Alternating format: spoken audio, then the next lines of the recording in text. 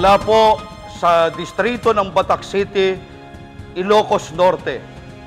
Kami pong mga ministro at mga manggagawa, kasama ng aming may bahay at sambahayan, kaisa po ang lahat ng mga may tungkulin at mga kapatid sa buong distrito, ay buong pusong nagpapasalamat sa ating Panginoon Diyos at sa ating Panginoong Hesukristo.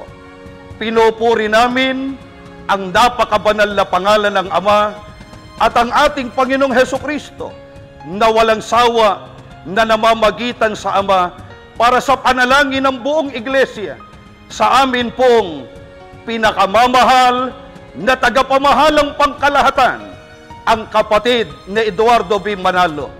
Sumasampalataya po kami sa 16 na taon ng inyo pong mapagmahal, mapagmalasakit at matagumpay na pamamahala sa buong iglesia ay nagdulot ng katatagan at kasakdalan ng pananampalataya ng lahat ng mga kapatid. Na anuman ang mangyari, magpapatuloy kami sa aming mga paglilingkod tungo sa ikapagtatamo ng kaligtasan. Bumabati po kaming lahat ng Happy 16th Anniversary po! Mahal na mahal po namin kayo!